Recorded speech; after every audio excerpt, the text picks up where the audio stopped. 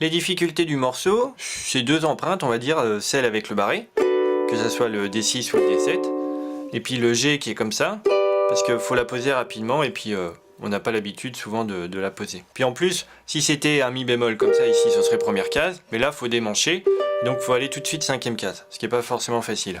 La première empreinte, c'est le G, le fameux classique, premier et deuxième doigt comme ça, et puis le troisième doigt ici. Et je la pose avant de démarrer, même s'il n'y a pas d'accord quand je démarre, il y a juste la première corde à 2. Elle est posée, et comme ça après je fais un bas. Bon, rien à signaler. Deuxième accord, en fait la mélodie ici, elle est sur la quatrième corde. En fait la deuxième corde c'est la même note, donc on pourrait faire un bas ou un haut. Ici il n'y a pas d'importance. Ok ?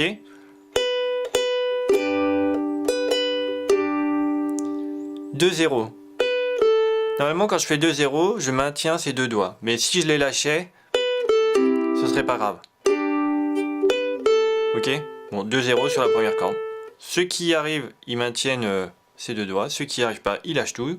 Sauf le deuxième doigt. Donc ils faisaient là leur sol. Ils jouent le 2 et ils lâchent tout. Et après le Do sur 3 cordes. Alors là, la mélodie, elle est sur la quatrième corde. Donc normalement, je fais un Haut. Avec l'index par exemple. Mais après avec le pouce, avec n'importe quel doigt, ça marche. C'est pas très exigeant là. En fait, en faisant un bas, si mon pouce il est un peu rigide quand il attaque, il peut accrocher la première corde, c'est-à-dire enfin plutôt la quatrième, enfin la première corde d'attaque.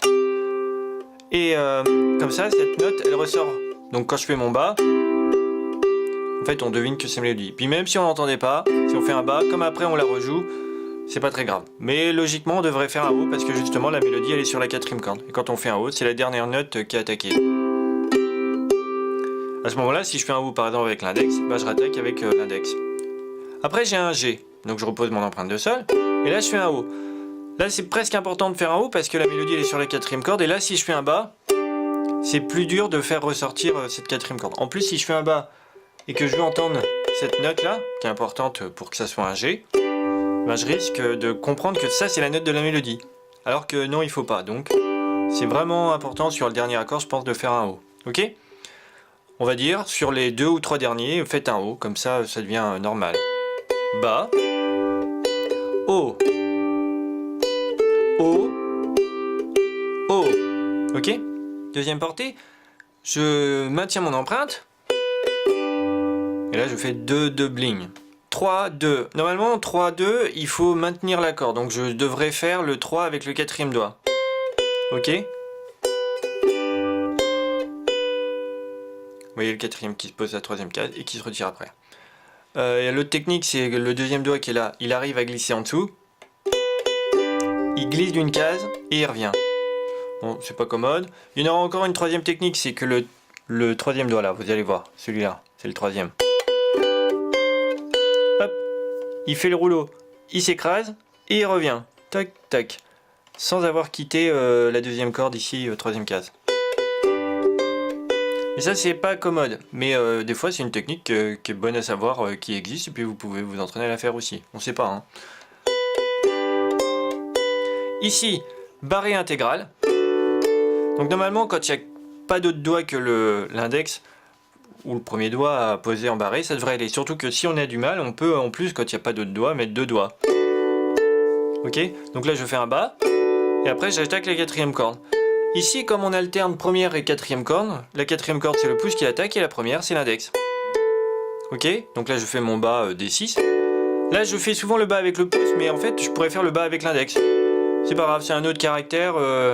Puis des fois je fais des mélanges des deux et je trouve ça très bien, donc on se prend pas la tête. Parce qu'en plus là ces deux notes, vous voyez c'est des croches, il y a une ligature entre les deux notes, et bah, ça veut dire que c'est plutôt rapide. Et donc ça fait 2, 2 et après les cordes à vide. Alors ça tombe bien parce que là justement il faut faire un Do sur 3 cordes, donc il n'y a pas de doigt à poser, et dès que j'ai fait index pouce, mon index il se pose tout de suite sur la deuxième corde. Pourquoi ? Pour retirer le barré et faire le Do rapidement.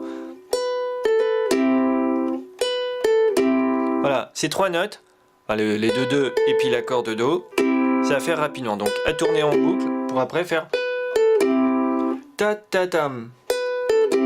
Ok ?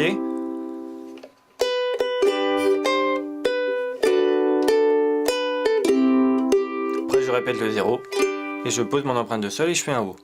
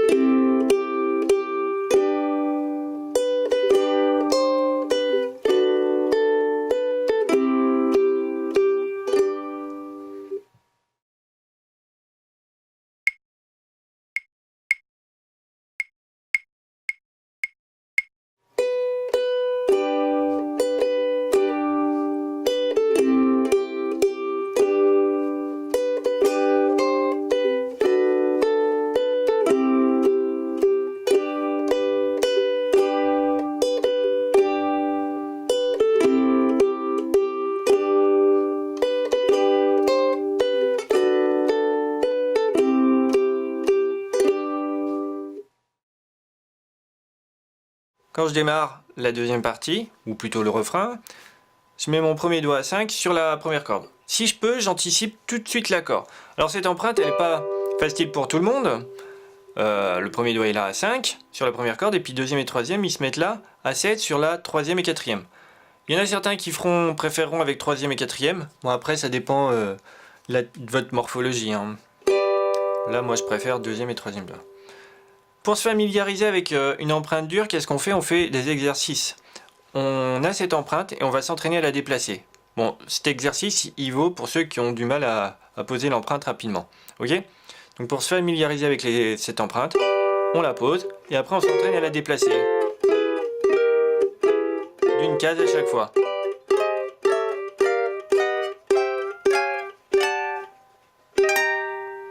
Et puis après, on invente des exercices. Au lieu de la déplacer d'une case, on la déplace de 2 cases.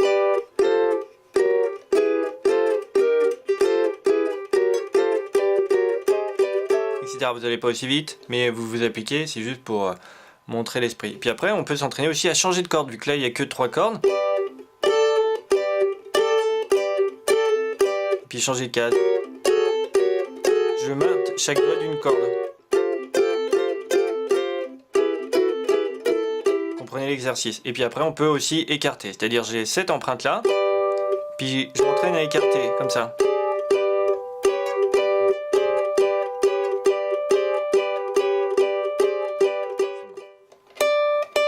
Alors les 2, 5, 5, 5, facile. Et après, je fais bas, haut, bas, bas.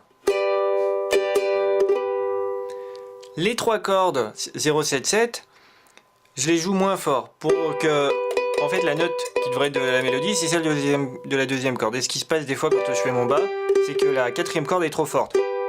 Donc, j'ai pensé, est-ce que je joue 2 cordes? Mais c'était moins bien de jouer que 2 cordes. Donc, en fait, il suffit de jouer l'accord tout doux. Voilà, donc je le joue moins fort. Puis s'il n'est pas moins fort, ça marchera quand même. Juste, pour pas jouer la première corde, qu'est-ce que je fais? Mon pouce, il s'habitue à se reposer sur la première corde. Comme ça. Et si j'attaque avec l'index, bah c'est pareil. Mon index, il se repose sur la première corde. Ok? Bas, haut, bas et bas sur 3 cordes. Et après, haut, bas. Ici, le troisième doigt, il glisse à 8, et puis le deuxième doigt, il se met à 7 sur la première corde. D'accord? Si cette empreinte est dure, vous prenez pas la tête. On remplacera le 8 par un 0 et on fera juste le 7 comme ça sur la première corde. Et on fera 7, 5, 7, 5. Enfin, plutôt 7, 5, 7, qu'avec des cordes à vide. Juste 7, 5, 7 sur la première corde. Et après, on reviendra sur le G. Ok? Maintenant, si vous y arrivez, vous faites comme moi. Donc, on est là sur notre G. Le troisième doigt, il glisse à 8. Et je mets le deuxième doigt à 7 sur la première corde. Je mets le premier doigt à 5. Enfin, pas tout de suite, mais je peux l'anticiper si je peux. Sur la première corde, cinquième case. Et je fais 7, 5, 7, 5. Enfin, 7, 5, 7 sur la première corde. Et après, je reglisse le troisième doigt à 7. Et hop, le deuxième doigt, il remonte sur la troisième corde. Vous voyez ce qui se passe? Hop, c'est le troisième doigt. Lui, il reglisse à 8, et lui, il descend. Lui, il remonte, et lui, il reglisse. Donc ça, je peux m'entraîner à faire l'exercice des pompiers, c'est-à-dire, j'ai 2 empreintes, la numéro 1, la numéro 2, et je m'entraîne à les enchaîner. D'ailleurs, en les enchaînant l'une et l'autre, qu'est-ce que je remarque? J'arrive à laisser appuyer mon premier doigt sur la cinquième case, première corde.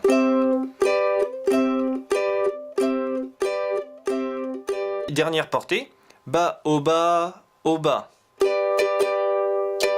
Ok? Et mon empreinte de D7. C'est pas la plus dure, mais bon, il y a quand même le barré et puis un doigt ici.